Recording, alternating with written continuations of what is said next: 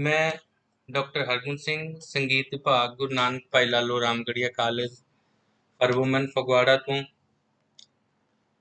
ਸਾਡੇ ਨਾਲ ਜੁੜੇ ਹੋਏ ਸਾਰੇ ਦਰਸ਼ਕਾਂ ਨੂੰ ਦਿਲ ਦੀਆਂ ਗਹਿਰਾਈਆਂ ਤੋਂ ਜੀ ਆਇਆਂ ਆਖਦਾ ਹਾਂ ਕਿ ਉਹਨਾਂ ਨੇ ਆਪਣੀ ਜ਼ਿੰਦਗੀ ਦੇ ਵਿੱਚੋਂ ਕੀਮਤੀ ਸਮਾਂ ਕੱਢ ਕੇ ਸਾਡੇ ਨਾਲ ਇਸ ਲੈਕਚਰ ਦੇ ਵਿੱਚ ਵਰਚੁਅਲ ਲੈਕਚਰ ਦੇ ਵਿੱਚ ਉਹ ਸਾਡੇ ਨਾਲ ਜੁੜੇ ਨੇ। Guru Nanak Bhai Lalo Ramgarhia college for women Phagwara ਸੰਨ 1969 ਤੋਂ ਫਗਵਾੜਾ ਅਤੇ ਇਸ ਦੇ ਨਾਲ ਲੱਗਦੇ ਪਿੰਡਾਂ ਵਿੱਚ ਵਿੱਦਿਆ ਰੂਪੀ ਚਾਨਣ ਵੰਡਣ ਵਾਲਾ ਇਲਾਕੇ ਦਾ ਹਰਨ ਪਿਆਰਾ ਕਾਲਜ ਹੈ, ਜਿਸ ਨੇ ਲੜਕੀਆਂ ਦੇ ਸਰਬਾਂਗੀ ਵਿਕਾਸ ਹਿੱਤ ਵਿੱਦਿਆ ਦੇ ਨਾਲ-ਨਾਲ ਹੋਰ ਸੱਭਿਆਚਾਰਕ ਅਤੇ ਵਿਦਿਅਕ ਗਤੀਵਿਧੀਆਂ ਦੁਆਰਾ ਵਿਦਿਆਰਥਣਾਂ ਨੂੰ ਹਰ ਲੋੜੀਂਦੇ ਅਤੇ ਢੁਕਵੇਂ ਮੌਕੇ ਪ੍ਰਦਾਨ ਕੀਤੇ ਹਨ।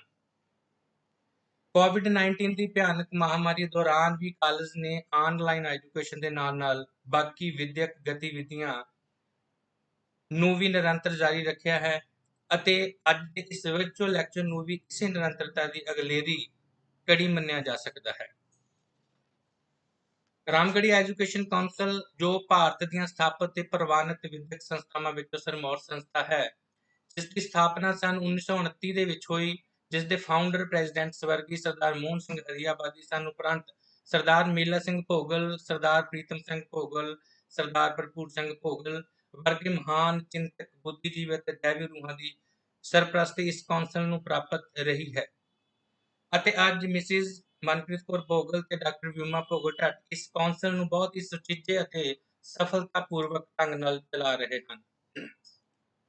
ਰਾਮਗੜੀਆ ਐਜੂਕੇਸ਼ਨ ਕੌਂਸਲ ਨੇ ਆਪਣੇ 92 ਸਾਲਾਂ ਦੇ ਇਤਿਹਾਸਿਕ ਵਿਕਾਸ ਦੇ ਅੰਤਰਗਤ ਬਹੁ-ਰੰਗੀ ਅਤੇ ਬਹੁ-ਪਰਤੀ ਵਿਦਿਅਕ ਪ੍ਰਣਾਲੀਆਂ ਦੁਆਰਾ ਪੰਜਾਬ ਅਤੇ ਇਸ ਦੇ ਨਾਲ ਲੱਗਦੇ ਇਲਾਕਿਆਂ ਨੂੰ ਉੱਚ ਪੱਧਰੀ ਅਤੇ ਢੁਕਵੀਂ ਵਿੱਦਿਆ ਰਾਹੀਂ ਸਰਸ਼ਾਰ ਕੀਤਾ ਹੈ।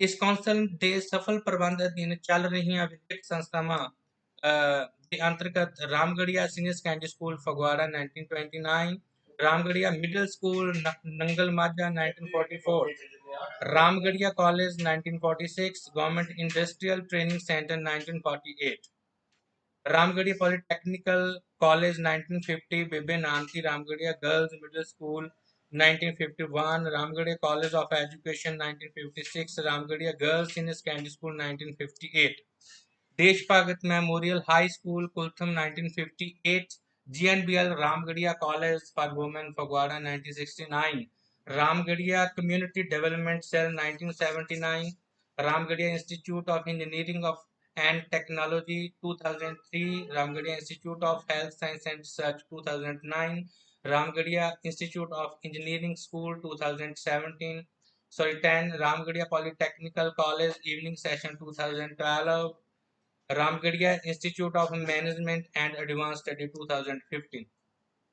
ਰਾਮਗੜੀਆ ਐਜੂਕੇਸ਼ਨ ਕੌਂਸਲ ਨੇ ਆਪਣੇ ਇਸ ਇਤਿਹਾਸਿਕ ਪ੍ਰਾਪਤੀਆਂ ਭਰਪੂਰ ਸਫ਼ਰ ਦੌਰਾਨ ਸੱਭਿਅਕ ਸਮਾਜ ਦੀ ਸਿਰਜਣਾ ਹਿੱਤ ਕਿੰਨੇ ਹੀ ਬੁੱਧੀਜੀਵੀ, ਚਿੰਤਕ, ਲੇਖਕ, ਪੱਤਰਕਾਰ, ਅਧਿਆਪਕ, ਖਿਡਾਰੀ, ਅਫਸਰ, ਵਿਗਿਆਨੀ ਆਦਿ ਗੌਰਵੀ ਸ਼ਖਸੀਅਤਾਂ ਸਮਾਜ ਨੂੰ ਦਿੱਤੀਆਂ। ਅੱਜ ਦੇ ਇਸ ਵਰਚੁਅਲ ਲੈਕਚਰ, ਜਿਸ ਦਾ ਵਿਸ਼ਾ ਹੈ ਕਵੀ, ਕਵਿਤਾ ਤੇ ਸੰਗੀਤ, ਜਿਸ ਸੰਬੰਧੀ ਆਪਣਾ ਵਿਖਿਆਨ ਦੇਣ ਲਈ ਕਾਲਜ ਦੁਆਰਾ ਪੰਜਾਬੀ ਦੇ ਬਹੁਤ ਹੀ ਅਜ਼ੀਮ ਸ਼ਾਇਰ ਡਾਕਟਰ ਸੁਰਜੀਤ ਪਾਤਰ ਹੋਰਾਂ ਨੂੰ ਕਾਲਜ ਵਿਖੇ ਆਨਲਾਈਨ ਰੂਪ ਦੇ ਵਿੱਚ ਬੁਲਾਉਣ ਦਾ ਸੁਭਾਗ ਪ੍ਰਾਪਤ ਕੀਤਾ ਹੈ। ਸੁਰਜੀਤ ਪਾਤਰ ਜੀ ਕਿਸੇ ਵੀ ਜਾਣ ਪਹਿਚਾਣ ਦੇ ਮੁਹਤਾਜ ਨਹੀਂ। ਮੇਰੇ ਖਿਆਲ ਨਾਲ ਉਹਨਾਂ ਨੂੰ ਰੂਬਰੂ ਕਰਵਾਉਣਾ ਸੂਰਜ ਨੂੰ ਦੀਵਾ ਦਿਖਾਉਣ ਵਾਲੀ ਗੱਲ ਹੈ, ਪਰ ਰਸਮੀ ਤੌਰ ਤੇ ਮੈਂ ਉਹਨਾਂ ਬਾਰੇ ਦੋ ਸ਼ਬਦ ਆਪ ਦੇ ਨਾਲ ਸਾਂਝਾ ਕਰ ਰਿਹਾ ਹਾਂ। ਲੱਖ ਰੁਸ਼ਨਾਈਆਂ ਲੈ ਕੇ ਅੱਜ ਕੋਈ ਸਾਡੇ ਵਿਹੜੇ ਆਇਆ, ਲੱਖ ਰੁਸ਼ਨਾਈਆਂ ਲੈ ਕੇ ਅੱਜ ਕੋਈ ਸਾਡੇ ਵਿਹੜੇ ਆਇਆ, ਸਾਡੇ ਵਿਹੜੇ ਦੀ ਰੌਣਕ ਦੂਣੀ, ਨੀ ਇਹ ਕੌਣ ਪ੍ਰਾਹੁਣਾ ਆਇਆ। ਨੈਣਾ ਦੇ ਅਸੀਂ ਦੀਵੇ ਬਾਲੇ, ਅੱਜ ਸੋਹਣਾ ਰੂਪ ਸਜਾਇਆ, ਤੁਸੀਂ ਆਏ ਸਾਥੋਂ ਦੱਸ ਨਹੀਂ ਹੁੰਦਾ, ਸਾਡਾ ਸਿਰ ਦਾ ਇਹ ਚਾਕ ਮਲਾਇਆ, ਸਾਡਾ ਸਿਰ ਦਾ ਇਹ ਚਾਕ ਮਲਾਇਆ।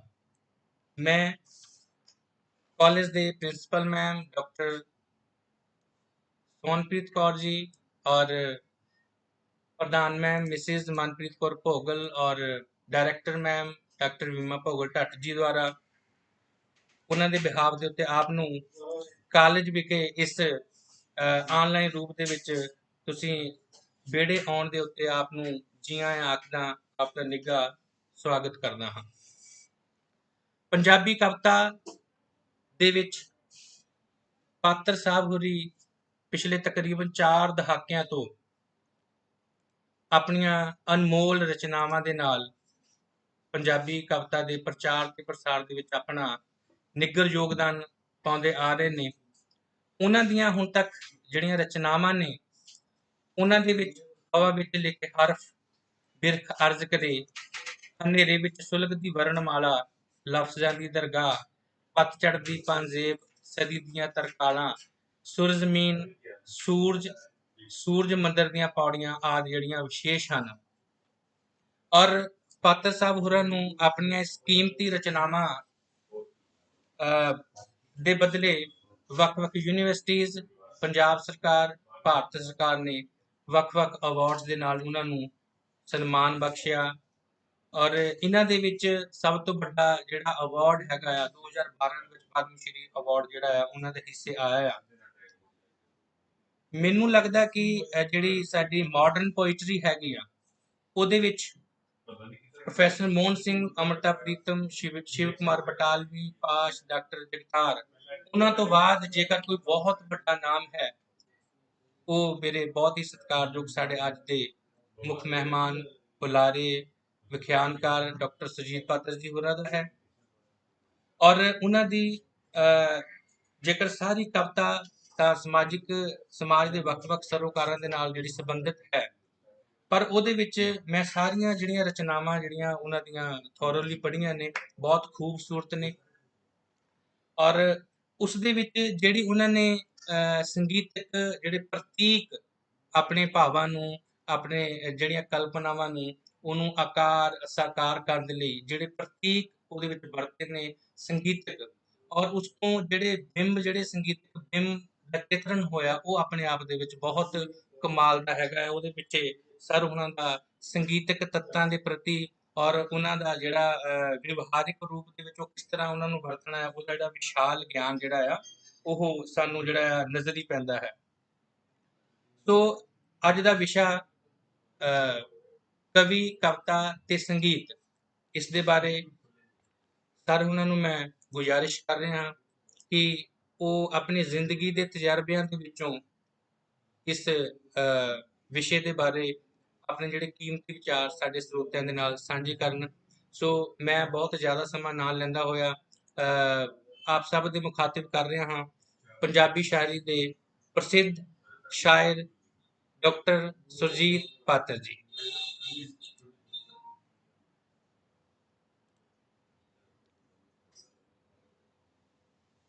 ਸੌਰੀ ਸਰ, ਮਾਈਕ ਤੁਹਾਡਾ ਫਿਰ ਆਫ ਹੋ ਗਿਆ, ਪਲੀਜ਼ ਮਾਈਕ ਨੂੰ ਔਨ ਕਰ ਲਓ ਪਲੀਜ਼। ਯੈਸ ਜੀ ਸਰ।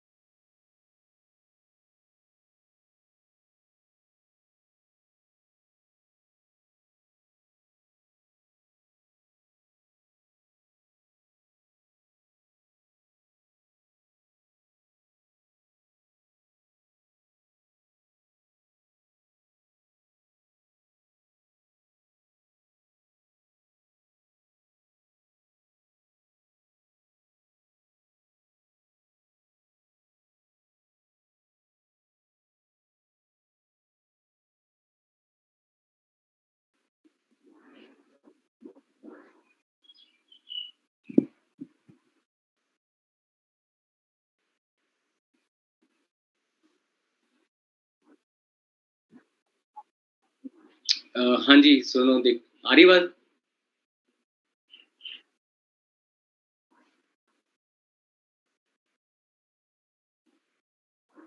तो मेरी शुरू ਤੋਂ ਕੁਛ ਗੱਲਾਂ ਸੁਣੀਆਂ ਕਿ ਨਹੀਂ ਸੁਣੀਆਂ?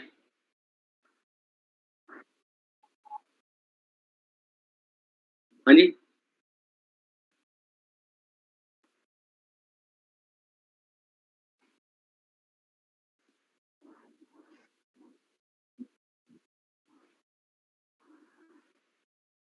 जी।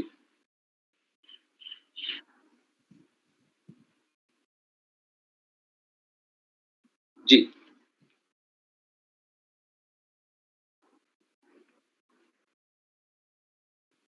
ਸੋ ਰਾਮਗੜੀਆ ਐਜੂਕੇਸ਼ਨ ਕੌਂਸਲ ਜਿਹੜੀ ਸਾਰੀਆਂ ਰਾਮਗੜੀਆ ਐਜੂਕੇਸ਼ਨ ਸੰਸਥਾਵਾਂ ਦੀ ਸਰਪ੍ਰਸਤ ਹੈ, ਰੂਹੀ ਰਵਾਂ ਆ, ਉਹਦਾ ਮੈਂ ਸ਼ੁਕਰਗੁਜ਼ਾਰ ਹਾਂ। ਔਰ ਤੁਹਾਡੇ college Guru Nanak Dev Bhai Lalo Ramgarhia college for women the principal ਸਾਹਿਬਾ, ਇਹਦੇ ਮੈਨੇਜਮੈਂਟ, ਇਹਦੇ ਸਾਰੇ ਸਟਾਫ, ਇਹਦੇ ਵਿਦਿਆਰਥੀਆਂ ਦਾ ਮੈਂ ਬਹੁਤ-ਬਹੁਤ ਧੰਨਵਾਦੀ ਹਾਂ, ਜਿਨ੍ਹਾਂ ਨੇ ਅੱਜ ਮੈਨੂੰ ਯਾਦ ਕੀਤਾ। ਔਰ ਕਾਫੀ ਸਮਾਂ ਸਾਨੂੰ ਜੁੜਨ ਦੀ ਪ੍ਰੋਸੈਸ ਵਿੱਚ ਲੰਘ ਗਿਆ। ਸੋ ਮੈਂ ਕੁਛ ਸੰਖੇਪ ਵਿੱਚ ਤੁਹਾਡੇ ਨਾਲ ਆਪਣੇ ਵਿਚਾਰ ਸਾਂਝੇ ਕਰੂੰਗਾ, ਕਿਉਂਕਿ ਅੱਜ ਮੈਂ ਤੁਹਾਡੇ ਸਭਨਾਂ ਕੋਲ ਵੀ ਆਪਾਂ ਇੱਕ ਸਮੇਂ ਦੀ ਸੀਮਾ ਬਣਾਈ ਹੋਈ ਸੀ ਕਿ ਅਸੀਂ 7 ਵਜੇ ਸਮਾਪਤ ਕਰਨਾ, ਪਰ ਅਸੀਂ ਕਾਫੀ ਲੇਟ ਹੋ ਗਏ ਹਾਂ। ਸੋ ਇੱਕ ਵਾਰੀ ਫਿਰ ਮੈਂ ਤੁਹਾਡਾ ਸਾਰਿਆਂ ਦਾ ਸ਼ੁਕਰਗੁਜ਼ਾਰ ਕਰਦਾ, ਸੰਗੀਤ ਵਿਭਾਗ ਦਾ ਵੀ ਔਰ ਇਸ ਸਮੁੱਚੇ ਸੰਸਥਾ ਦਾ ਇਸ ਆਯੋਜਨ ਵਾਸਤੇ। ਕਵਿਤਾ, ਕਵੀ ਅਤੇ ਸੰਗੀਤ, ਇਹਨਾਂ ਦਾ ਰਿਸ਼ਤਾ ਆਪਾਂ ਜਿਵੇਂ ਜਾਣਦੇ ਹਾਂ ਕਿ ਉਹ ਇੱਕ ਇਹੋ ਜਿਹਾ ਰਿਸ਼ਤਾ ਜਿਹਨੂੰ ਅਸੀਂ ਕਦੀ ਹਮੇਸ਼ਾ ਤੋਂ ਜੁੜਿਆ ਹੋਇਆ ਰਿਸ਼ਤਾ। ਜਦੋਂ ਸਾਡੇ ਕੋਲ ਵੀ ਅਸੀਂ ਬਚਪਨ ਨੂੰ ਯਾਦ ਕਰਦੇ ਹਾਂ ਤਾਂ ਸਾਡੇ ਕੋਲ ਸੰਗੀਤ ਤੇ ਕਵਿਤਾ ਜੁੜੇ ਹੋਏ ਸਾਨੂੰ ਮਿਲਦੇ ਸੀ, ਬੇਸ਼ੱਕ ਉਹ ਕੀਰਤਨ ਦੇ ਰੂਪ 'ਚ ਹੋਣ, ਬੇਸ਼ੱਕ ਉਹ ਜੋ ਪਿੰਡ ਵਿੱਚ ਗਵਈਏ ਆਉਂਦੇ ਜਾਂ ਢਾਡੀ ਆਉਂਦੇ, ਉੱਥੇ ਵੀ ਕਵਿਤਾ ਤੇ ਸੰਗੀਤ ਜੁੜੇ ਹੋਏ ਆਉਂਦੇ। ਔਰ ਪੰਜਾਬ ਦੀ ਧਰਤੀ ਦਾ ਖਾਸ ਤੌਰ ਤੇ ਇਸ ਸੁਮੇਲ ਨਾਲ ਬਹੁਤ ਗਹਿਰਾ ਸੰਬੰਧ ਹੈ, ਕਿਉਂਕਿ ਅਸੀਂ ਕਹਿੰਦੇ ਹੁੰਦੇ ਕਿ ਗੁਰੂ ਨਾਨਕ ਦੇਵ ਇੱਕੋ ਇੱਕ ਗਾਉਂਦੇ ਪੈਗੰਬਰ ਨੇ ਦੁਨੀਆ ਦੇ, ਕਿ ਬਾਕੀ ਪੈਗੰਬਰਾਂ 'ਚੋਂ ਕੋਈ ਪੈਗੰਬਰ ਗਾਉਣ ਵਾਲਾ ਪੈਗੰਬਰ ਨਹੀਂ ਸੀ।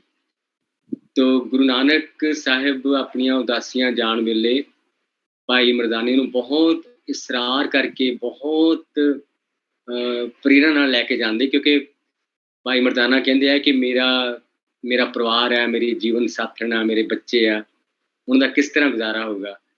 ਤੇ ਗੁਰੂ ਨਾਨਕ ਦੇਵ ਉਹਨਾਂ ਨੂੰ ਵਾਰ-ਵਾਰ ਕਹਿੰਦੇ ਆ ਕਿ ਮੈਂ ਤੁਹਾਡਾ ਰਾਏ ਬੁਲਾਰ ਨੂੰ ਤੁਹਾਡਾ ਜਿੰਮਾ ਸੌਂਪਦਾ, ਤੁਸੀਂ ਮੇਰੇ ਨਾਲ ਚੱਲੋ। ਮਤਲਬ ਇੰਨੀ ਸ਼ਿੱਦਤ ਨਾਲ ਉਹ ਭਾਈ ਮਰਦਾਨੇ ਨੂੰ ਨਾਲ ਲੈ ਕੇ ਗਏ। ਔਰ ਜਨਮ ਸਾਖੀਆਂ 'ਚ ਵਾਰ-ਵਾਰ ਇਹ ਸ਼ਬਦ ਆਉਂਦਾ ਕਿ ਮਰਦਾਨਿਆਂ ਰਬਾਬ ਵਜਾਏ, ਫਿਰ ਕਹਿੰਦੇ ਕਿ ਮਰਦਾਨੇ ਰਬਾਬ ਵਜਾਇਆ, ਸਤਿਗੁਰੂ ਰਾਗ ਵਿੱਚ ਸ਼ਬਦ ਉਠਾਇਆ। ਸੋ ਇੱਕ ਇਹ ਰਿਸ਼ਤਾ ਜੋ ਹੈ, ਉਹ ਸਾਰੀ ਦੁਨੀਆ ਵਿੱਚ ਹੀ ਇਹ ਰਿਸ਼ਤਾ ਇੰਨਾ ਗਹਿਰਾ ਹੈ, ਪਰ ਪੰਜਾਬ ਲਈ ਇਹ ਕਵਿਤਾ ਤੇ ਸੰਗੀਤ ਦਾ ਰਿਸ਼ਤਾ ਇੱਕ ਬਹੁਤ ਪਵਿੱਤਰ ਰਿਸ਼ਤਾ। ਔਰ ਫਿਰ ਗੁਰੂ ਅਰਜਨ ਦੇਵ ਜੀ ਨੇ ਗੁਰੂ ਗ੍ਰੰਥ ਸਾਹਿਬ ਵਿੱਚ ਜੋ ਪਵਿੱਤਰ ਗ੍ਰੰਥ ਦਾ ਵਰਗੀਕਰਨ ਹੈ, ਉਹ ਕੋਈ ਖਿਆਲਾਂ ਦੇ ਹਿਸਾਬ ਨਾਲ ਜਾਂ ਵਿਚਾਰਾਂ ਦੇ ਹਿਸਾਬ ਨਾਲ ਨਹੀਂ ਕੀਤਾ, ਉਹਨੂੰ ਰਾਗਾਂ ਦੇ ਹਿਸਾਬ ਨਾਲ ਕੀਤਾ, ਕਿ ਹਰ ਸ਼ਬਦ ਦੇ ਮਸਤਕ ਤੇ ਕਿਸੇ ਰਾਗ ਦਾ ਨਾਮ ਹੈ। ਜਪਜੀ ਸਾਹਿਬ ਨੂੰ ਛੱਡ ਕੇ ਉਸ ਤੋਂ ਅੱਗੇ ਜਿੰਨੀ ਬਾਣੀ ਉਹ ਰਾਗਾਂ ਦੇ ਵਿੱਚ ਉਹਦੀ ਕਲਾਸੀਫਿਕੇਸ਼ਨ ਕੀਤੀ ਹੋਈ ਆ। ਸੋ ਉੱਥੋਂ ਅਸੀਂ ਮਹਿਸੂਸ ਕਰ ਸਕਦੇ ਹਾਂ ਕਿ ਕਵਿਤਾ ਤੇ ਜੋ ਸੰਗੀਤ ਹੈ ਉਹ ਕਿੰਨੇ ਜੁੜੇ ਹੋਏ, ਕਿੰਨੇ ਅਟੁੱਟ ਰਿਸ਼ਤਾ। ਤੋ ਕਈ ਵਾਰੀ ਵੀ ਕਹਿ ਦਿੰਦੇ ਕਿ ਕਵਿਤਾ ਸੰਗੀਤ ਬਣਨ ਲਈ ਤੜਪਦੀ ਆ ਤੇ ਸੰਗੀਤ ਕਵਿਤਾ ਬਣਨ ਲਈ ਤੜਪਦਾ, ਕਿ ਇਹਨਾਂ ਦੇ ਵਿੱਚ ਇੱਕ ਤੜਪ ਹੈ ਇੱਕ ਦੂਏ ਵਿੱਚ ਸਮੂਣ ਦੀ, ਔਰ ਇੱਕ ਦੂਏ ਤੋਂ ਬਿਨਾ ਇਹਨਾਂ ਦਾ ਜੋ ਜੋ ਜੋ ਇਹਨਾਂ ਦੀ ਹੋਂਦ ਹੈ, ਉਸ ਹੋਂਦ ਨੂੰ ਅਸੀਂ ਸਮਝੋ ਕਿ ਅਧੂਰਾ ਮੰਨਦੇ। ਬੇਸ਼ੱਕ ਵੱਡੀ ਗੱਲ ਇਹ ਵੀ ਹੈ ਕਿ ਬਹੁਤ ਸਾਰੀ ਕਵਿਤਾ ਅਸੀਂ ਸੰਗੀਤ ਤੋਂ ਬਿਨਾਂ ਵੀ ਸੁਣਦੇ ਹਾਂ, ਜਿਵੇਂ ਖੁੱਲੀ ਕਵਿਤਾ, ਪਰ ਉਹਦੇ ਵਿੱਚ ਵੀ ਕਿਤੇ ਸੰਗੀਤ ਜ਼ਰੂਰ ਹੁੰਦਾ। ਜਾਂ ਅਸੀਂ ਕਹਿੰਦੇ ਕਿ ਜਿਹੜੇ ਇੰਸਟਰੂਮੈਂਟਲ ਮਿਊਜ਼ਿਕ ਹੈ, ਉਹ 'ਚ ਸ਼ਬਦ ਨਹੀਂ ਹੁੰਦੇ, ਕਿ ਉਹ ਸ਼ਬਦ ਤੋਂ ਬਿਨਾਂ ਹੁੰਦਾ, ਪਰ ਉਹ ਵੀ ਆਪਣੇ ਤਰ੍ਹਾਂ ਦੀ ਕਮਿਊਨੀਕੇਸ਼ਨ ਸੰਚਾਰ ਕਰਦਾ। ਸੋ ਸੰਗੀਤ ਨੂੰ ਇੱਕ ਬਹੁਤ ਰਹੱਸਮਈ ਕਲਾ ਮੰਨਿਆ ਜਾਂਦਾ, ਬਾਕੀ ਸਾਰੀਆਂ ਕਲਾਵਾਂ ਤੋਂ ਵੱਖਰੀ ਮੰਨਿਆ ਜਾਂਦਾ, ਕਿਉਂਕਿ ਇਹਦੇ ਵਿੱਚ ਜਿਵੇਂ ਹਰ ਕਲਾ ਦੇ ਪਿੱਛੇ ਹੈ ਕਿ ਹਰ ਜਿਹੜਾ ਜੇ ਰੰਗ ਹੈ ਤਾਂ ਉਹਦੇ ਪਿੱਛੇ ਵੀ ਉਹ ਕਿਸੇ ਚੀਜ਼ ਨੂੰ ਰੈਫਰ ਕਰਦਾ, ਕਿ ਜੇ ਹਰਾ ਰੰਗ ਹੈ ਤਾਂ ਉਹ ਦਰਖਤਾਂ ਨੂੰ ਰੈਫਰ ਕਰ ਰਿਹਾ। ਔਰ ਇਸ ਤਰ੍ਹਾਂ ਹੀ ਭਾਸ਼ਾ ਦੇ ਵਿੱਚ ਜਿਵੇਂ ਮੈਂ ਕਹਿੰਦਾ ਕਿ ਰੁੱਖ ਤੋਂ ਰੁੱਖ, ਮੇਰੇ ਜਦੋਂ ਮੈਂ ਰੁੱਖ ਕਹਿੰਦਾ ਤੁਹਾਨੂੰ ਸਾਰਿਆਂ ਨੂੰ ਕੋਈ ਨਾ ਕੋਈ ਰੁੱਖ ਯਾਦ ਆਉਂਦਾ, ਜਾਂ ਜੇ ਮੈਂ ਕਹਾਂ ਇਮਾਰਤ, ਤੁਹਾਨੂੰ ਕੋਈ ਨਾ ਕੋਈ ਇਮਾਰਤ ਯਾਦ ਆਏਗੀ। ਲੇਕਿਨ ਜਿੱਥੋਂ ਤੱਕ ਸੰਗੀਤ ਦਾ ਤਾਲੁਕ ਹੈ, ਜਿਹਨੂੰ ਆਪਾਂ ਪਿਓਰ ਇੰਸਟਰੂਮੈਂਟਲ ਸੰਗੀਤ ਕਹਿੰਦੇ ਹਾਂ, ਉਹਦੇ 'ਚ ਕੋਈ ਅਸੀਂ ਕਹਿੰਦੇ ਸਿਗਨੀਫਾਈਡ ਨਹੀਂ ਹੁੰਦਾ। ਕਿ ਮੰਨ ਲਓ ਮੈਂ ਇੱਕ ਆਲਾਪ ਲਿਆ, ਹੁਣ ਉਸ ਆਲਾਪ ਨੂੰ ਅਸੀਂ ਉਹਦਾ ਸਿਗਨੀਫਾਇਰ ਜਾਂ ਉਹਦਾ ਸਿਗਨੀਫਾਈਡ ਕਿੱਥੇ ਆ।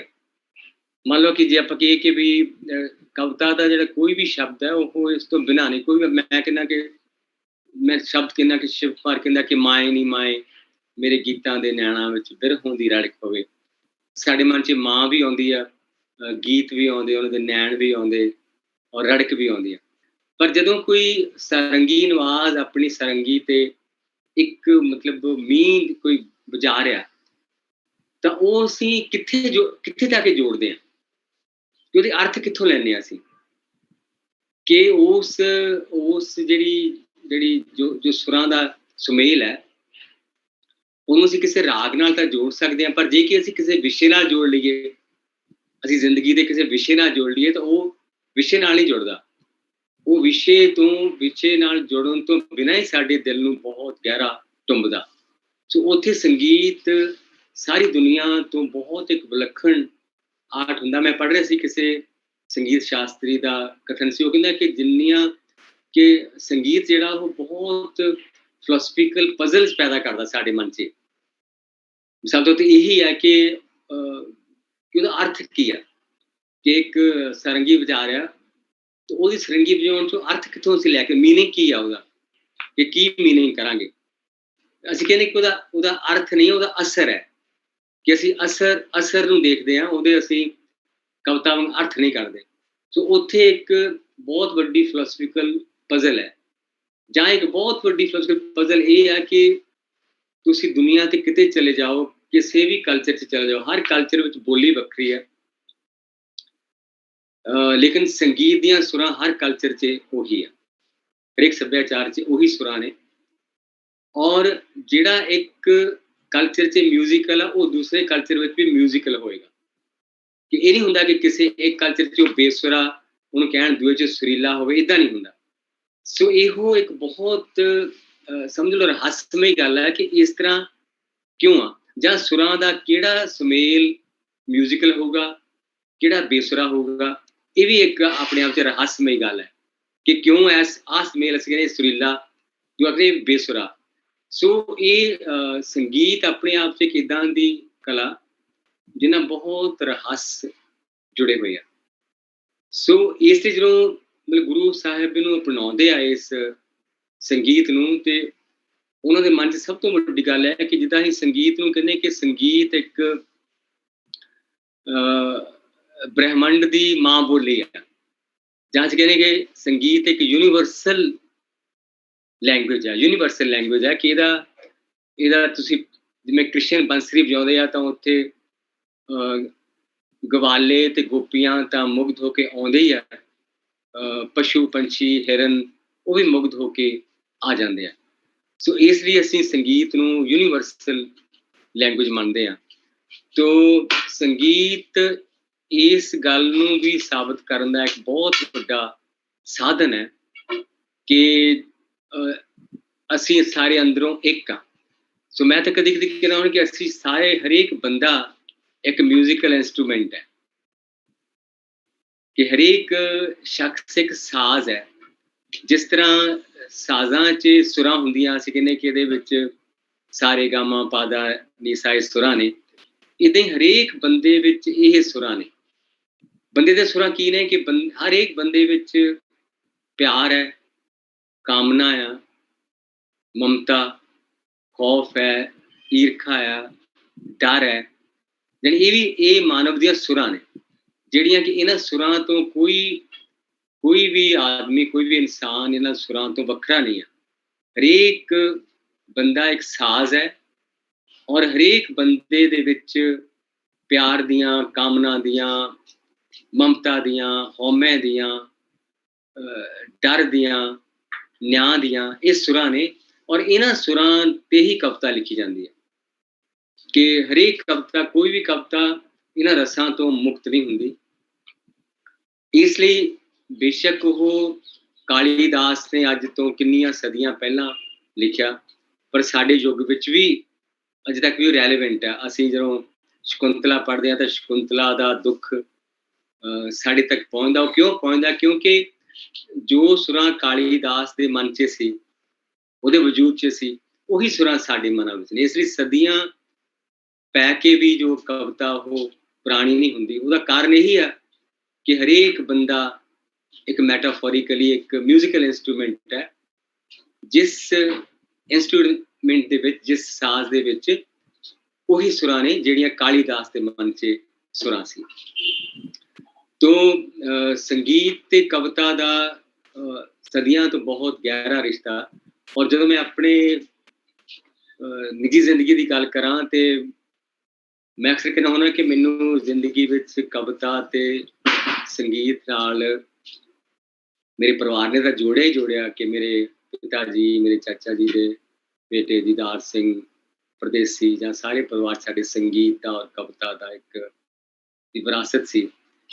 ਲੇਕਿਨ ਆਮ ਤੌਰ ਤੇ ਮੈਂ ਇੱਕ ਕਹਾਣੀ ਸੁਣਾਉਣਾ ਹੁੰਦਾ ਕਿ ਇੱਕ ਬਾਤ ਸੀ ਜੋ ਮੈਂ ਜਦੋਂ ਬਚਪਨ 'ਚ, ਜਦੋਂ ਅਸੀਂ ਜਿਹੜੀ ਜ਼ਮਾਨਾ ਉਹ ਸੀ ਕਿ ਛੱਤਾਂ ਤੇ ਸੌਂਦੇ ਸੀ, ਕੋਠਿਆਂ ਤੇ ਉੱਪਰ, ਨੀਲੇ ਅਸਮਾਨ ਦੇ ਤਾਰਿਆਂ ਜਿਹੜੇ ਅਸਮਾਨ ਦੇ ਹੇਠਾਂ, ਤੇ ਸਾਨੂੰ ਸਾਡੇ ਵੱਡੇ ਭਾਵੇਂ ਵੱਡੇ ਭਰਾ ਹੁੰਦੇ, ਪਿਤਾ ਹੁੰਦੇ, ਮਾਤਾ ਜਾਂ ਦਾਦੀ ਦਾਦਾ ਹੁੰਦੇ, ਜਾਂ ਕੋਈ ਸਾਡਾ ਵੱਡਾ ਦੋਸਤ ਹੁੰਦਾ, ਉਹ ਅਸੀਂ ਕਹਿੰਦੇ ਸਾਨੂੰ ਕੋਈ ਬਾਤ ਸੁਣਾ।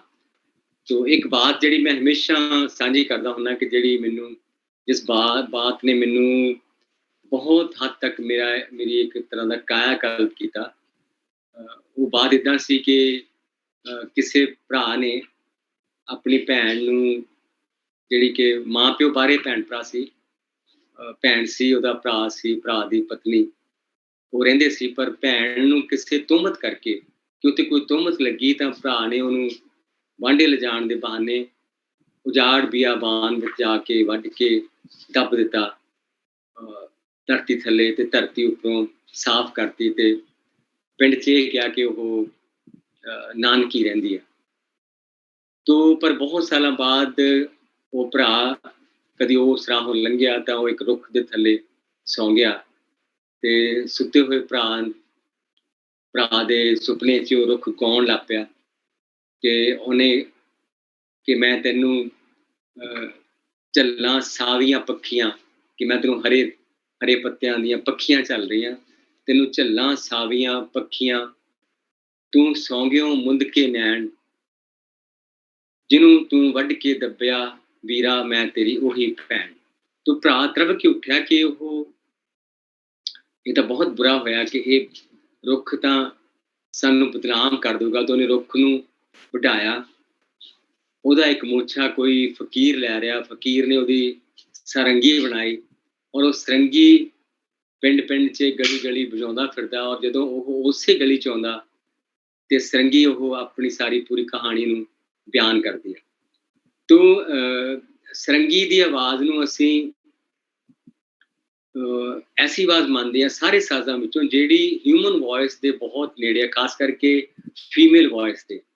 ਕਿਸੇ ਸਰੰਗੀ ਵਿੱਚੋਂ ਔਰਤ ਦੀ ਆਵਾਜ਼ ਸਾਨੂੰ ਸੁਣਦੀ ਆ। ਸੋ ਉਹ ਇਹਨਾਂ ਚੀਜ਼ਾਂ ਦਾ, ਇਹਨਾਂ ਬਾਤਾਂ ਦਾ, ਇਹਨਾਂ ਸੰਗੀਆਂ ਦਾ, ਇਹ ਕਿਵੇਂ ਰੁੱਖ ਬੂਟੇ, ਸਰੰਗੀਆਂ, ਸਾਜ਼, ਇਹ ਸਾਰਾ ਕੁਛ ਬਹੁਤ ਗਹਿਰੀ ਤਰ੍ਹਾਂ ਜੁੜਿਆ ਹੋਇਆ। ਸੋ ਇਸ ਬਾਤ ਦਾ, ਬਚਪਨ 'ਚ ਸੁਣੀ ਬਾਤ ਦਾ ਮੇਰੇ ਮਨ ਤੇ ਬਹੁਤ, ਉਸ ਬਾਲ ਮਨ ਤੇ ਅਸਰ ਹੋਇਆ, ਔਰ ਮੈਂ ਹਮੇਸ਼ਾ ਲਈ ਕਦੀ ਵੀ ਰੁੱਖਾਂ ਨੂੰ ਆਮ ਤਰ੍ਹਾਂ ਨਹੀਂ ਦੇਖ ਸਕਿਆ, ਜਾਂ ਕਦੀ ਵੀ ਸਾਜ਼ਾਂ ਨੂੰ ਮੈਂ ਆਮ ਤਰ੍ਹਾਂ ਨਹੀਂ ਦੇਖ ਸਕਿਆ। ਮੈਨੂੰ ਹਮੇਸ਼ਾ ਇਹਨਾਂ 'ਚ ਇੱਕ ਤਾਲਮੇਲ, ਇਹਨਾਂ 'ਚ ਜੋੜ ਮਿਲਿਆ, ਜਾਂ ਹਿਊਮਨ ਇਮੋਸ਼ਨਸ ਨੂੰ ਨਾਲ ਇਹਨੂੰ ਜੁੜੇ ਹੋਏ ਪ੍ਰਤੀਤ ਹੋਏ। ਸੋ ਮੇਰੇ ਲਈ ਸੰਗੀਤ ਅਤੇ ਕਵਿਤਾ ਤੇ ਮਨੁੱਖੀ ਭਾਵ ਜਿਹੜੇ ਨੇ ਉਹ ਬਹੁਤ ਗਹਿਰੀ ਤਰ੍ਹਾਂ ਜੁੜੇ ਹੋਏ ਆ। ਸੋ ਇਸ ਲਈ ਮੈਂ ਜਿਹੜੀ ਗੱਲ ਤੇ ਹਮੇਸ਼ਾ ਜ਼ੋਰ ਦਿੰਦਾ ਕਿ ਕਈ ਵਾਰ ਅਸੀਂ ਇੱਦਾਂ ਸੋਚਦੇ ਹਾਂ ਕਿ ਸ਼ਾਇਦ ਜਿਹੜੀ ਹੁਣ ਕਵਿਤਾ ਸੰਗੀਤ ਤੋਂ ਦੂਰ ਜਾ ਰਹੀ ਆ, ਪਰ ਆਪਾਂ ਦੇਖਾਂਗੇ ਕਿ ਬਹੁਤ ਸਾਰੀ ਦੁਨੀਆ 'ਚ ਬੇਸ਼ੱਕ ਫ੍ਰੀ ਵਰਸ ਜਾਂ ਖੁੱਲੀ ਕਵਿਤਾ ਵੀ ਲਿਖੀ ਜਾ ਰਹੀ ਆ, ਪਰ ਅਜੇ ਵੀ ਯਾਨੀ ਸਦੀਆਂ ਤੋਂ ਜਿਹੜੀ ਛੰਦਬੱਧ ਕਵਿਤਾ ਜਾਂ ਬਹਿਰ ਵਜ਼ਨ ਵਾਲੀ ਕਵਿਤਾ ਉਹ ਲਿਖੀ ਜਾ ਰਹੀ ਹੈ, ਔਰ ਉਹਦਾ ਅਸਰ ਜਿਹੜਾ ਉਹ ਹਮੇਸ਼ਾ ਹੁੰਦਾ। ਔਰ ਜਿਹਨੂੰ ਅਸੀਂ ਬਹਿਰ ਵੀ ਕਹਿੰਦੇ ਆ, ਉਹਦਾ ਸੰਬੰਧ ਵੀ ਮਿਊਜ਼ਿਕ ਦੇ ਤਾਲ ਨਾਲ।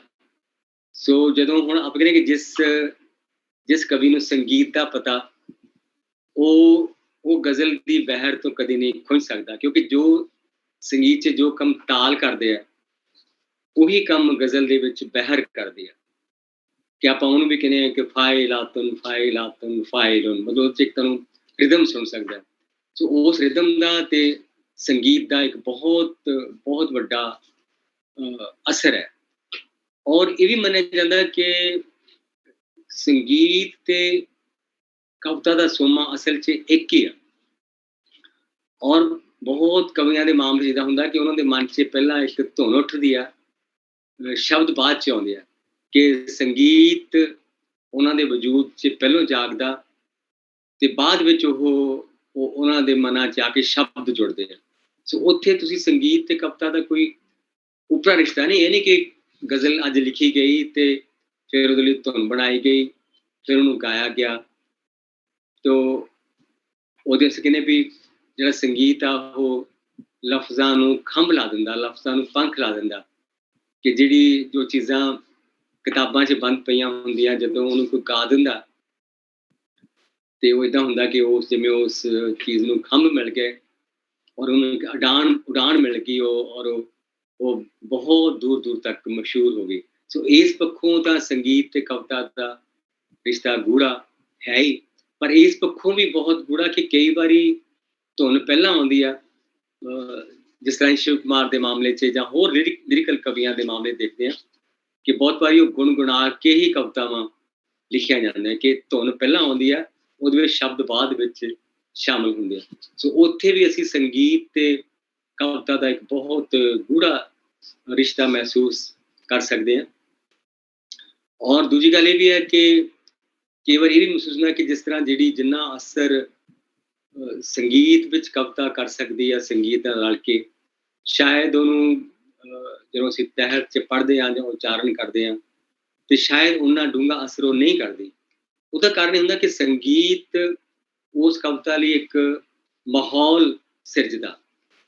ਮਿਸਾਲ ਤੌਰ 'ਤੇ ਇਹ ਲੱਗਦਾ ਕਿ ਜਿਵੇਂ ਉਹ ਸੰਗੀਤ ਇੱਕ ਪਾਣੀ ਦੀ ਨਦੀ ਬਣਦਾ, ਔਰ ਉਸ ਨਦੀ ਉੱਪਰ ਜਿਹੜੇ ਸ਼ਬਦ ਨੇ ਉਹ ਜਗਦੇ ਦੀਵਿਆਂ ਵਾਂਗ ਤਰਦੇ ਆ, ਜਾਂ ਫੁੱਲਾਂ ਵਾਂਗ ਤਰਦੇ ਆ, ਜਾਂ ਉਹਨਾਂ ਸ਼ਬਦਾਂ ਨੂੰ ਇੱਕ ਐਸਾ ਸਪੇਸ ਮਿਲਦਾ, ਜਿਸ ਸਪੇਸ ਦੇ ਮਿਲਣ ਨਾਲ ਉਹ ਸ਼ਬਦ ਬਹੁਤ ਜ਼ਿਆਦਾ ਅਰਥਪੂਰਨ ਹੋ ਜਾਂਦੇ ਆ। ਸੋ ਇਸ ਗੱਲੋਂ ਵੀ ਆਪਾਂ ਕਹਿੰਦੇ ਕਿ ਕਵਿਤਾ ਤੇ ਸੰਗੀਤ ਜਿਹੜੇ ਆ ਉਹ ਯੁੱਗਾਂ ਤੋਂ ਇਕੱਠੇ ਆ, ਔਰ ਉਹਨਾਂ ਦਾ ਇੱਕ ਬਹੁਤ ਜ਼ਿਆਦਾ ਗਹਿਰਾ ਸੰਬੰਧ ਅਸੀਂ ਮਹਿਸੂਸ ਕਰ ਸਕਦੇ ਹਾਂ। ਔਰ ਇੱਕ ਗੱਲ ਹੋਰ ਬਹੁਤ ਦਿਲਚਸਪ ਹੈ ਕਿ ਜਿਸ ਤਰ੍ਹਾਂ ਕਬੀਰ ਜੀ ਵੀ ਕਹਿੰਦੇ ਇਸ ਗੱਲ ਨੂੰ, ਤੇ ਗੁਰੂ ਨਾਨਕ ਦੇਵ ਜੀ, ਕਿ ਜਦੋਂ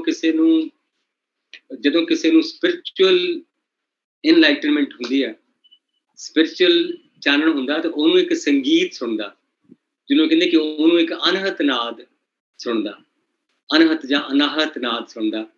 ਸੋ ਅਨਾਹਤ ਦਾ ਮਤਲਬ ਇਹੀ ਹੈ ਕਿ ਉਹ ਸੰਗੀਤ ਜਿਹੜਾ ਵਜਾਇਆ ਨਹੀਂ ਗਿਆ, ਉਹਨੂੰ ਮਤਲਬ ਅਨਾਹਤ ਹੈ, ਬਿਨਾਂ ਆਹਤ ਕਰਨ ਤੋਂ, ਬਿਨਾਂ ਸਟ੍ਰਾਈਕ ਕਰਨ ਤੇ ਉਹ ਵੱਜਦਾ, ਕਿ ਉਹ ਉਹਨੂੰ ਸੁਣਾਈ ਦਿੰਦਾ। ਇਸ ਲਈ ਉਹਨੂੰ ਉਦੋਂ ਵੀ ਸੰਗੀਤ ਨੂੰ ਇੱਕ ਹਾਈਐਸਟ ਕਿਸਮ ਦੀ, ਉੱਚਤਮ ਕਿਸਮ ਦੀ ਸਥਾਨ ਦਿੱਤਾ ਗਿਆ।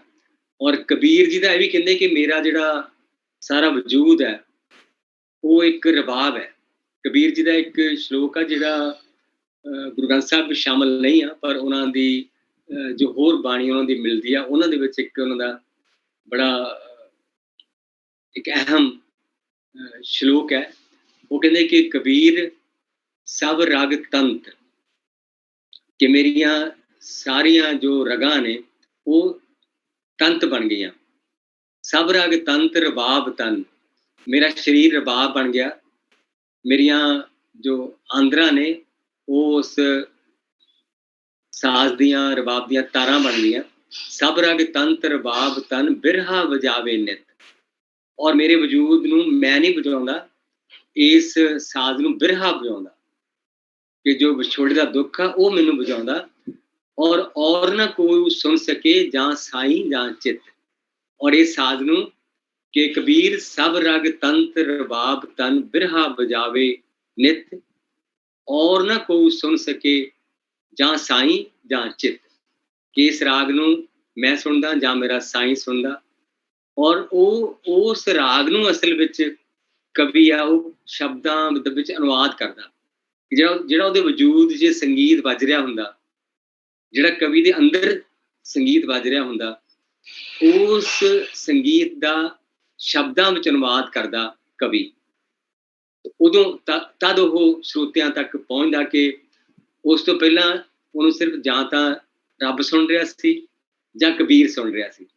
ਪਰ ਉਹ ਸਰੋਤਿਆਂ ਨੇ ਉਦੋਂ ਹੀ ਸੁਣਿਆ ਜਦੋਂ ਉਸ ਰਾਗ ਨੂੰ, ਆਪਣੇ ਵਜੂਦ ਦੇ ਰਾਗ ਦਾ ਕਬੀਰ ਜੀ ਨੇ ਸ਼ਬਦਾਂ ਦੇ ਵਿੱਚ ਤਰਜਮਾ ਕੀਤਾ।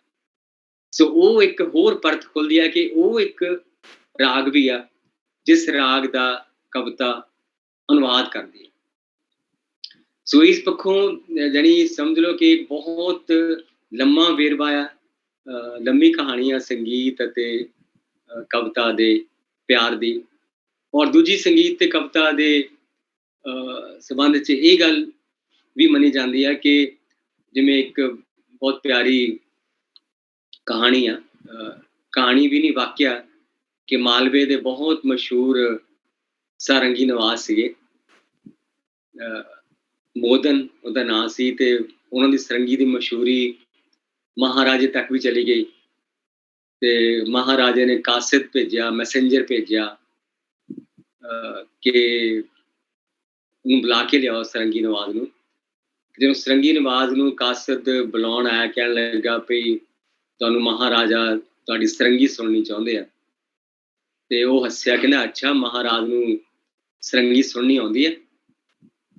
ਤੇ ਉਹ ਕਾਸਿਦ ਹੈਰਾਨ ਹੋਇਆ ਕਿ ਇਹ ਤਾਂ ਸੁਣਿਆ ਸੀ ਕਿ ਸਾਰੰਗੀ ਵਜਾਉਣੀ ਆਉਂਦੀ ਆ, ਸੁਣਨੀ ਆਉਂਦੀ ਗੱਲ ਮੈਂ ਪਹਿਲੀ ਵਾਰੀ ਸੁਣ ਰਿਹਾ ਕਿ ਸੁਣਨੀ ਆਉਣਾ ਵੀ ਕੋਈ ਗੱਲ ਹੈ।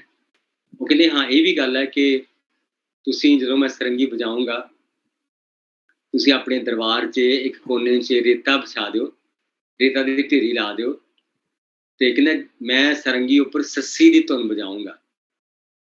ਔਰ ਜੇ ਤਾਂ ਮਹਾਰਾਜ ਨੂੰ ਸਾਰੰਗੀ ਸੁਣਨੀ ਆਉਂਦੀ ਹੋਈ, ਦਰਬਾਰੀਆਂ ਨੂੰ ਸਾਰੰਗੀ ਸੁਣਨੀ ਆਉਂਦੀ ਹੋਈ, ਤਾਂ ਮੈਂ ਉਸ ਰੇਤਾ ਦੇ ਉੱਪਰ ਸੱਸੀ ਦੀ ਪੈੜ ਦਿਖਾ ਦਿਆਂਗਾ, ਕਿ ਸੱਸੀ ਦੀ ਪੈੜ ਵੀ ਉਹਨਾਂ ਨੂੰ ਦਿਖਾਈ ਦੇਊਗੀ ਮੇਰੀ ਸਾਰੰਗੀ ਦੇ ਧੁਨ 'ਚੋਂ।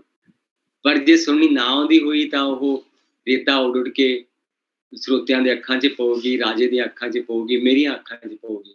ਸੋ ਕਵਿਤਾ ਤੇ ਸੰਗੀਤ ਦੀ ਇਹ ਵੀ ਬਹੁਤ ਸਾਂਝ ਹੈ ਕਿ ਕਵਿਤਾ ਵੀ ਸੁਣਨੀ ਆਉਣੀ ਚਾਹੀਦੀ ਆ ਤੇ ਸੰਗੀਤ ਵੀ ਸੁਣਨਾ ਆਉਣਾ ਚਾਹੀਦਾ। ਕਿ ਜੇ ਸੁਣਨ ਵਾਲਾ ਉਹਨੂੰ ਰਿਸੀਵ ਨਹੀਂ ਕਰ ਰਿਹਾ, ਸੰਗੀਤ ਜੇ ਸੁਣਨ ਵਾਲੇ ਨੂੰ ਸੰਗੀਤ ਨਾਲ ਪਿਆਰ ਨਹੀਂ, ਜਾਂ ਸੁਣਨ ਵਾਲੇ ਨੂੰ ਕਵਿਤਾ ਨਾਲ ਪਿਆਰ ਨਹੀਂ, ਤਾਂ ਉਹ ਕਵਿਤਾ ਅਸੀਂ ਕਹਿੰਦੇ ਬੇਅਸਰ ਹੋ ਜਾਂਦੀ ਹੈ।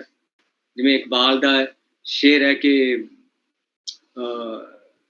ਜਿਹੜੀਆਂ ਫੁੱਲ ਦੀਆਂ ਪੱਤੀਆਂ ਨੇ ਉਹ ਵੀ ਪੱਥਰ ਨੂੰ ਕੱਟ ਸਕਦੀਆਂ, ਫੂਲ ਕੀ ਪੱਤੀ ਸੇ ਕੱਟ ਸਕਦਾ ਹੈ ਹੀਰੇ ਕਾ ਜਿਗਰ। ਪਰ ਜਿਸ ਨੂੰ ਕੁਝ ਨਹੀਂ ਸਮਝ, ਉਹਦੇ ਲਈ ਉਹ ਬੇਮਾਨਾ ਚੀਜ਼ਾਂ ਨੇ। ਸੋ ਇਹ ਵੀ ਕਵਿਤਾ ਤੇ ਸੰਗੀਤ ਦੀ ਇੱਕ ਬਹੁਤ ਵੱਡੀ ਸਾਂਝ ਹੈ, ਜਿਸ ਨੂੰ ਅਸੀਂ ਮਹਿਸੂਸ ਕਰ ਸਕਦੇ ਹਾਂ ਕਿ ਕਿੰਨਾ ਵੱਡਾ ਅਸਰ ਸੰਗੀਤ ਪੈਦਾ ਕਰਦਾ।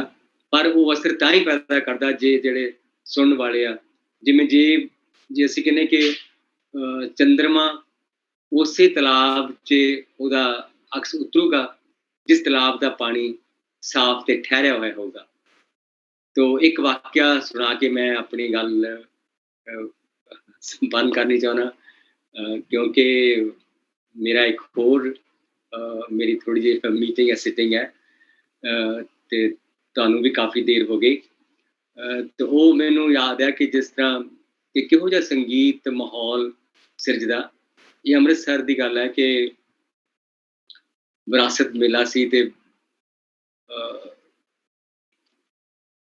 ਆਪਣੇ ਬਹੁਤ ਮਸ਼ਹੂਰ ਬਡਾਲੀ ਬ੍ਰਦਰਸ ਕਵਾਲ ਨੇ, ਗਾਇਕ ਨੇ, ਉਹਨਾਂ ਨੇ ਬਹੁਤ ਕਵਾਲ ਬਹੁਤ ਉੱਚੀ ਆਵਾਜ਼ 'ਚ ਗਾਉਂਦੇ, ਆਪਾਂ ਸਮਝਦੇ ਕਿ ਔਰ ਲੋਕ ਕਹਿੰਦੇ ਵੀ ਕਵਾਲ ਤਾਂ ਆਪਣੀ ਆਵਾਜ਼ ਨਾਲ ਤਾਰਿਆਂ ਨੂੰ ਛੋਹ ਲੈਂਦੇ ਆ। ਤੋ ਉਹ ਕਵਾਲਾਂ ਨੇ ਆਪਣਾ ਜਦੋਂ ਕਵਾਲੀ ਖ਼ਤਮ ਕੀਤੀ ਤਾਂ ਸਟੇਜ ਸਕੱਤਰ ਨੇ ਕਿਹਾ ਕਿ ਹੁਣ ਜਗਜੀਤ ਸਿੰਘ ਤੁਹਾਨੂੰ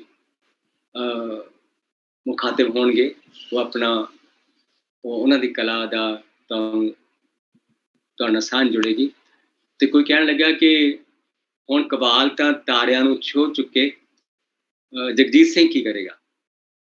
ਪਰ ਉਹ ਮੇਰੇ ਦੇਖਣ ਦੀ ਗੱਲ ਹੈ ਕਿ ਜਗਜੀਤ ਸਿੰਘ ਨੇ ਬਹੁਤ ਧੀਮੀਆਂ ਸੁਰਾਂ 'ਚ ਗਜ਼ਲ ਸ਼ੁਰੂ ਕੀਤੀ ਤਾਂ ਮਨਾਂ ਦੇ ਪਾਣੀ ਇਸ ਤਰ੍ਹਾਂ ਸਾਫ਼ ਤੇ ਸ਼ਫਾਫ ਹੋਏ ਕਿ ਤਾਰੇ ਉਹਨਾਂ ਪਾਣੀਆਂ ਵਿੱਚ ਉਤਰ ਆਏ, ਕਿ ਤਾਰਿਆਂ ਦਾ ਅਕਸ ਪਾਣੀਆਂ 'ਚ ਉਤਰ ਆਇਆ, ਕਿ ਜਿਸ ਤਾਰਿਆਂ ਨੂੰ ਕਵਾਲਾਂ ਨੇ ਛੋਹਿਆ ਸੀ, ਉਹ ਤਾਰੇ ਜਗਜੀਤ ਸਿੰਘ ਦੀ ਆਵਾਜ਼ ਨੇ ਉਸ ਪਾਣੀ ਵਿੱਚ ਮਨਾਂ ਦੇ ਪਾਣੀ 'ਚ ਉਤਾਰ ਦਿੱਤੇ। ਸੋ ਇਹ ਸੀ ਕਿ ਜਦੋਂ ਉਹ ਗਜ਼ਲ ਦੇ ਸ਼ਬਦਾਂ ਦਾ ਅਸਰ ਸੀ, ਉਹ ਸੰਗੀਤ ਦਾ ਅਸਰ ਸੀ ਕਿ ਕਿਹੋ ਜਿਹਾ ਮਾਹੌਲ ਸਿਰਜਿਆ, ਜਿਹਨੂੰ ਅਸੀਂ ਅਲੌਕਿਕ ਤੇ ਅਨੂਠਾ ਇੱਕ ਅਸਰ ਕਹਿ ਸਕਦੇ ਹਾਂ। ਸੋ ਜਦੋਂ ਕਵਿਤਾ ਤੇ ਸੰਗੀਤ ਮਿਲਦੇ ਆ ਤਾਂ ਇੱਕ ਬਹੁਤ ਹੀ ਕਮਾਲ ਦਾ ਅਸਰ ਹੁੰਦਾ। ਸੋ ਮੇਰੀ ਇੱਕ ਗਜ਼ਲ ਦਾ ਸ਼ੇਰ ਸੀ ਕਿ ਉਹ ਗਜ਼ਲ ਸ਼ੁਰੂ ਤੋਂ ਐਂ ਹੁੰਦੀ ਆ ਕਿ ਡੁੱਬਦਾ ਸੂਰਜ ਹਾਂ ਤੇ ਹੈ ਮੇਰਾ ਸਮੁੰਦਰ ਬੜੀ ਦੂਰ, ਡੁੱਬਦਾ ਸੂਰਜ ਹਾਂ ਤੇ ਹੈ ਮੇਰਾ ਸਮੁੰਦਰ ਬੜੀ ਦੂਰ, ਮੈਨੂੰ ਇਹ ਅੰਤ ਨਹੀਂ ਆਪਣੀ ਕਥਾ ਦਾ ਮਨਜ਼ੂਰ। ਔਰ ਉਹਦਾ ਇੱਕ ਸ਼ੇਰ ਸੀ ਕਿ ਮੈਂ ਜਿਵੇਂ ਡੁੱਬ ਕੇ ਲਿਖੀ ਤੂੰ ਵੀ ਉਵੇਂ ਗਾਈ ਗਜ਼ਲ, ਮੈਂ ਜਿਵੇਂ ਡੁੱਬ ਕੇ ਲਿਖੀ ਤੂੰ ਵੀ ਉਵੇਂ ਗਾਈ ਗਜ਼ਲ, ਹੋਣ ਦੁਨੀਆ 'ਚ ਮੇਰੇ ਲਫ਼ਜ਼ ਤੇਰੇ ਸੁਰ ਮਸ਼ਹੂਰ। ਕਿ ਜਿਸ ਤਰ੍ਹਾਂ ਮੈਂ ਡੁੱਬ ਕੇ ਲਿਖੀ ਤੂੰ ਵੀ ਡੁੱਬ ਕੇ ਗਾਈ, ਤਾਂ ਜੋ ਦੁਨੀਆ 'ਚ ਮੇਰੇ ਲਫ਼ਜ਼ ਤੇ ਤੇਰੇ ਸੁਰ ਮਸ਼ਹੂਰ ਹੋਣ। ਸੋ ਇਹੋ ਜਿਹਾ ਸੰਜੋਗ ਨੂੰ ਕਵੀ ਵੀ ਤਰਸਦੇ ਰਹਿੰਦੇ ਆ ਕਿ ਸਾਡੀ ਗਜ਼ਲ ਨੂੰ ਇਹੋ ਜਿਹਾ ਗਾਇਕ ਮਿਲੇ, ਤੇ ਗਾਇਕ ਵੀ ਸੋਹਣੇ ਕਲਾਮ ਨੂੰ ਤਰਸਦੇ ਰਹਿੰਦੇ ਆ ਕਿ ਸਾਨੂੰ ਸੋਹਣਾ ਕਲਾਮ ਮਿਲੇ ਤੇ ਅਸੀਂ ਉਹਨੂੰ ਗਾਈਏ। ਸੋ ਇਸ ਪਾਵਨ ਰਿਸ਼ਤੇ ਨੂੰ ਮੈਂ ਨਮਸਕਾਰ ਕਰਦਾ, ਸਜਦਾ ਕਰਦਾ, ਤੁਹਾਨੂੰ ਸਾਰਿਆਂ ਨੂੰ ਆਪਣਾ ਪਿਆਰ ਔਰ ਸਤਿਕਾਰ ਅਰਪਿਤ ਕਰਦਾ, ਔਰ ਇੱਕ ਵਾਰ ਫੇਰ ਤੁਹਾਡਾ ਬਹੁਤ ਸ਼ੁਕਰਗੁਜ਼ਾਰ ਹਾਂ, ਬਹੁਤ ਬਹੁਤ ਸ਼ੁਕਰੀਆ।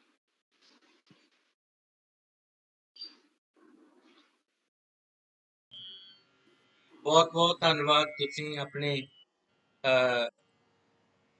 ਜਿਹੜੇ ਕੀਮਤੀ ਵਿਚਾਰ ਇਸ ਵਿਸ਼ੇ ਦੇ ਬਾਰੇ ਸਾਡੇ ਸਰੋਤਿਆਂ ਦੇ ਨਾਲ ਸਾਂਝੇ ਕੀਤੇ ਨੇ, ਔਰ ਸਾਹਿਬ ਸ੍ਰੀ ਗੁਰੂ ਨਾਨਕ ਪਾਤਸ਼ਾਹ ਤੋਂ ਲੈ ਕੇ ਉਹਨਾਂ ਦੇ ਹਵਾਲੇ ਦੇ ਨਾਲ ਜਿਹੜੀ ਤੁਸੀਂ ਗੱਲ ਕੀਤੀ ਆ, ਕਵਿਤਾ ਔਰ ਸੰਗੀਤ ਦਾ ਇੰਟਰਲੇਸ਼ਨ ਜਿਹੜਾ ਸਥਾਪਿਤ ਕਰਨ ਦੇ ਲਈ, ਉਹ ਮੇਰੇ ਖਿਆਲ ਦੇ ਨਾਲ ਆਪਣੇ ਆਪ ਦੇ ਵਿੱਚ ਬੜੀ ਨਿਰਾਲੀ ਔਰ ਵਿਲੱਖਣ ਤੁਸੀਂ ਉਹਦਾ ਚਿੰਤਨ ਸਾਡੇ ਨਾਲ ਸਾਂਝਾ ਕੀਤਾ ਹੈ। ਸਰ, ਇੱਕ ਲਫ਼ਜ਼ਾਂ ਦੀ ਦਰਗਾਹ ਦੇ ਵਿੱਚ ਤੁਹਾਡੀ ਬਹੁਤ ਪਿਆਰੀ ਗਜ਼ਲ ਆ, ਕੀ ਹੈ ਤੇਰੇ ਸ਼ਹਿਰ ਵਿੱਚ ਮਸ਼ਹੂਰ ਹਾਂ, ਜੇ ਨਜ਼ਰ ਤੇਰੀ 'ਚ ਨਾਮ ਮਨਜ਼ੂਰ। ਜੇ ਤੁਹਾਡੀ ਇਜਾਜ਼ਤ ਹੋਵੇ, ਮੈਂ ਇਹਨੂੰ ਥੋੜਾ ਜਿਹਾ ਗੁਣਗੁਣਾ ਕੇ ਤੁਹਾਡੇ ਨਾਲ ਸ਼ੇਅਰ ਕਰਨਾ ਚਾਹੁੰਦਾ ਹਾਂ। ਹਾਂ, ਗੁਸਤਾਖੀ ਮਾਫ, ਜੇ ਕੁਝ ਚੰਗਾ ਲੱਗਾ ਤਾਂ ਬਜ਼ੁਰਗਾਂ ਦਾ ਆਸ਼ੀਰਵਾਦ ਆ, ਜਿੰਨੀਆਂ ਵੀ ਗਲਤੀਆਂ ਨੂੰ ਸਾਰੀਆਂ ਮੇਰੀਆਂ ਨੇ। ਜੀ ਸਰ। ਕੀ ਹੈ ਤੇਰੇ ਸ਼ਹਿਰ ਵਿੱਚ मशहूर हाँ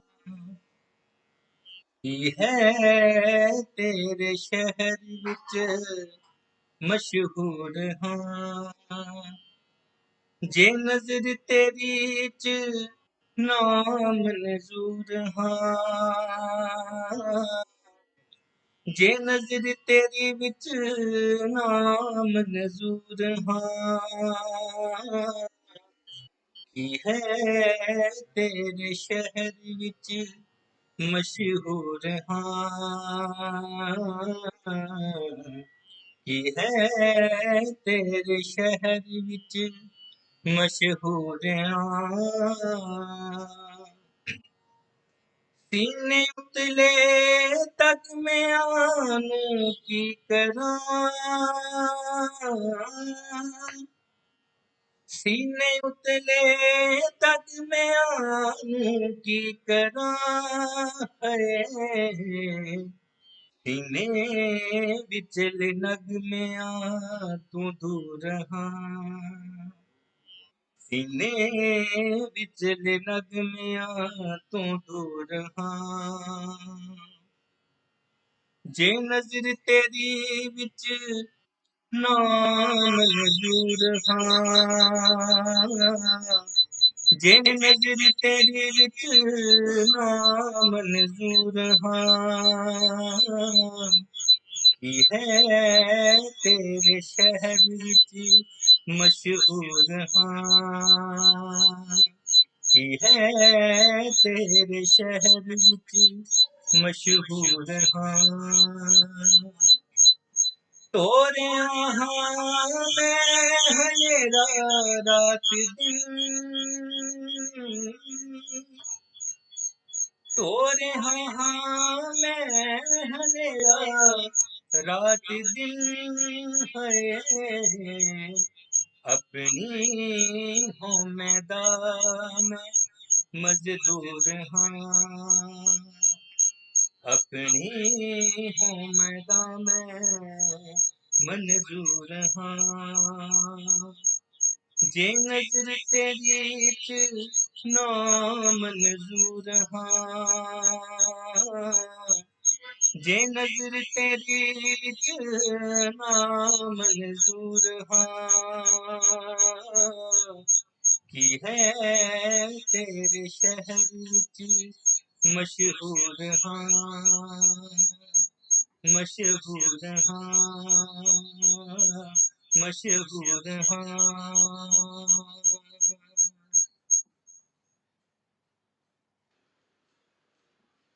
Mic sir,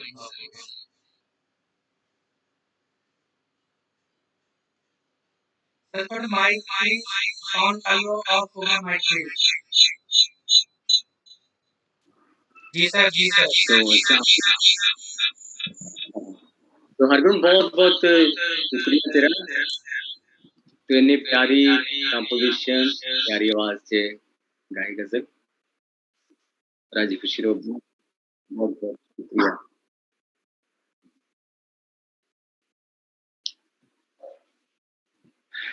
बस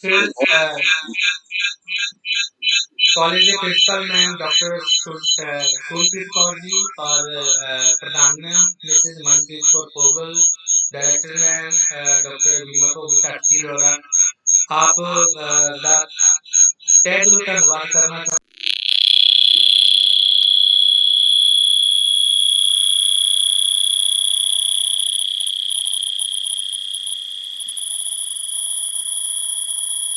ਕਾਲਜ ਦੇ ਛੋਟੇ ਜਿਹੇ ਸੱਦੇ ਦੇ ਉੱਤੇ ਸਾਡੇ ਉੱਤੇ ਅਪਾਰ ਕਿਰਪਾ ਔਰ ਜਿੰਨੇ ਸਰੋਤੇ ਸਾਡੇ ਨਾਲ ਜੁੜੇ ਨੇ ਉਹਨਾਂ ਦਾ ਵੀ ਅਸੀਂ ਇੱਕ ਵਾਰ ਫੇਰ ਧੰਨਵਾਦ ਕਰਦੇ ਹਾਂ ਔਰ ਆਸ ਹੈ ਕਿ ਅਸੀਂ ਨੈਕਸਟ ਵੀਕ ਇੱਕ ਨਵੇਂ ਵਿਸ਼ੇ ਦੇ ਨਾਲ ਔਰ ਨਵੇਂ ਇੱਕ ਸਕਾਲਰਸ ਦੇ ਨਾਲ ਇਸ ਵਰਚੁਅਲ ਲੈਕਚਰ ਦੇ ਰਾਹੀਂ ਸਭ ਦੇ ਨਾਲ ਅਸੀਂ ਦੁਬਾਰਾ ਤੋਂ ਫਿਰ ਜੁੜਾਂਗੇ ਸੋ ਤਦ ਤੱਕ ਲਈ ਸਾਰਿਆਂ ਨੂੰ ਸਤਿ ਸ੍ਰੀ ਅਕਾਲ ਆਦਾਬ ਨਮਸਕਾਰ ਮੇਰੇ ਵੱਲੋਂ ਵੀ ਬਹੁਤ ਮੈਂ ਨਾਮ ਮੈਨੂੰ ਡਾਕਟਰ ਸੁਰਪ੍ਰੀਤ ਕੌਰ ਉਹਨਾਂ ਦਾ ਨਾਮ ਪ੍ਰਿੰਸੀਪਲ ਸਾਹਿਬ ਤੇ ਚਲੋ ਉਹਨਾਂ ਦਾ ਤੇ ਪ੍ਰਧਾਨ ਮਨਪ੍ਰੀਤ ਭੁੱਲ ਕੌਰ। ਗਏ। ਜੀ ਜੀ ਜੀ ਜੀ ਸਰ। ਸੋਹਣ ਪੰਜਾਬੀ। ਤਾਂ ਬਹੁਤ ਬਹੁਤ ਸ਼ੁਕਰੀਆ ਸਾਰਿਆਂ ਦਾ, ਤੇ ਫਿਰ ਮਿਲਾਂਗੇ। ਧੰਨਵਾਦ।